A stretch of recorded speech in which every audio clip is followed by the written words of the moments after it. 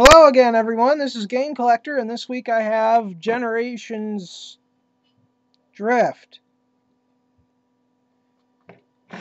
He is he's supposed to be a cross between a Nissan Silvia S15 and a Mitsubishi FTO. On his sides, he has kanji, which is supposed to be samurai. Big surprise coming from a pretentious little character that he is. Last week, if you so recall, I did a review on Generations Blur, who also uses the same mold as Drift. Now, the primary differences are color, for one, but the other huge one that you should obviously see is Drift has a huge spoiler, Blur has a normal spoiler.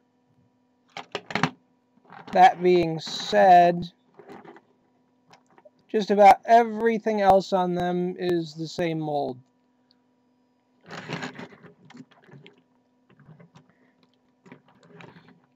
And, oh yeah, the other thing you may have noticed, but I didn't point out until just now, would be Drift has painted wheels, Blur does not.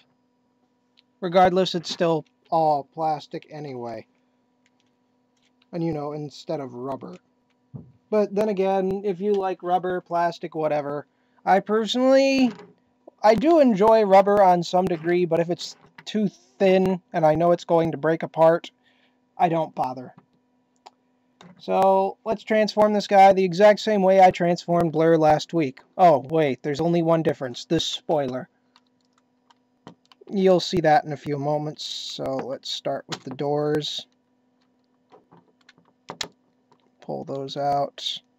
And, of course, when you're transforming him, remove the giant sword from his back. Pull the legs out. And split them while pulling the spoiler apart gently. It slides, so that's another thing.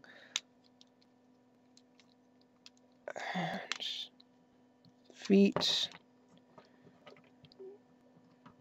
Let's get them closer so you can see a little better.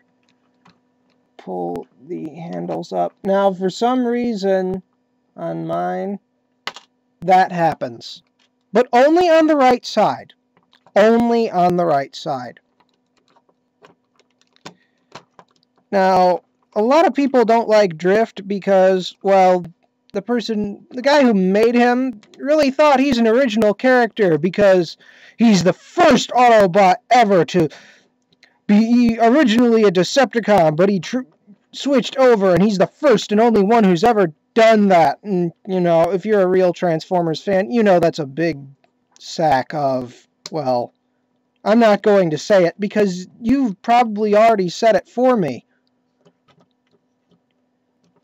And there are his arms. And I'm going to bring you in on his chest because in his earlier comic incarnations, that is his Cybertron chest, which you can now cover up with his Earth mode chest, which this mode does not even exist in the comics yet, so he hasn't arrived on Earth, pardon me. So I don't know if that's a good thing or a bad thing. I'm assuming it's a good thing. Oh yes, and something else that's not mentioned in his instructions, this little back piece right here for holding the sword, you can pull it out,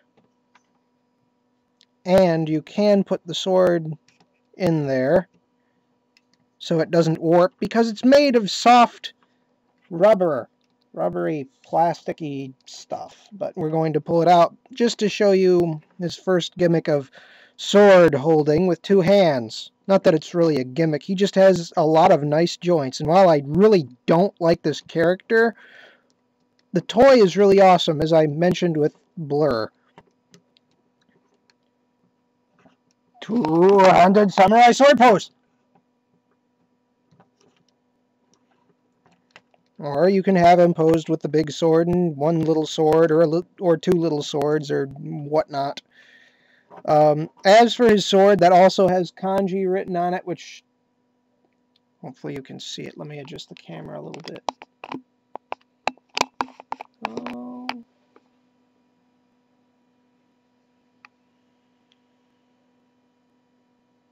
Means peerless under heaven, or just plain peerless. And if it's peerless, then why is there a Star Saber? Why is the Star Saber wielded mostly by primes? If the primes wielded it, why shouldn't it be the one without any peers? Anyway, as for his pretentious little backstory, oh yeah, I just said it. He was a Decepticon, but the Decepticons did bad things, and so he switched sides and became an Autobot and forsake guns because guns are evil! And then he used swords because swords are the tools of samurai, and samurai are good, honorable people. Or at least that's what they want you to think. He's IDW's pet, basically. Yeah. And there he is with the sword, not leaning on there, being warped to death. His little knives that are also made of the same rubbery material. And you pull them right out, stick them in both hands, and there he has little choppy knives. Now, when I first got this toy and I opened it up, his face, for some reason, it made me think of Springer. I don't know why. If I'm not the only one who sees that in there, please confirm this. Leave a comment or something, because I hope I'm not crazy or something. You could recolor this to be green and yellow and stuff, and he'd look like Springer. Just need to change these two to guns and leave the giant sword on his back. Again, he looked like Springer. It's freaky. Nice bit of movement. All the same joints as Blur, because Blur used this mode. This came first, granted, but Blur has all the same joints. Essentially, ball, wrists, double-jointed elbows. If you want a double-jointed shoulder, too. Little wing things. And, of course, the joint on his back for his weapon. And since the toy is out of the way, I might as well move on to his bio card. Move him out of the way. Push that back. And here it is. Feel free to pause and or ignore all of this, because what I said is probably far more accurate than this.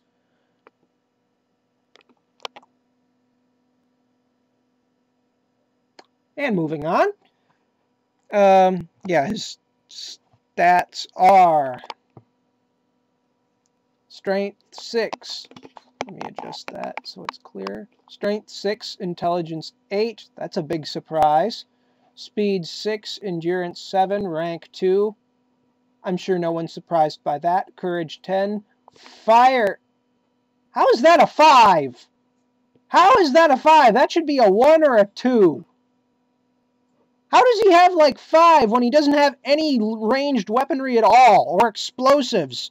How do swords give you 5 firepower? That makes no sense. And his skill is 10. Because, you know, he has swords and obviously is highly skilled in them all the time. But how the heck does he have 5 firepower? That doesn't make any sense at all. How? Now I'm going to rack my brain with that. Thank you for doing that to me. Guess that's all I have on this guy for now. I guess I'll see you next week with something else, and most definitely a better character than this guy. Later.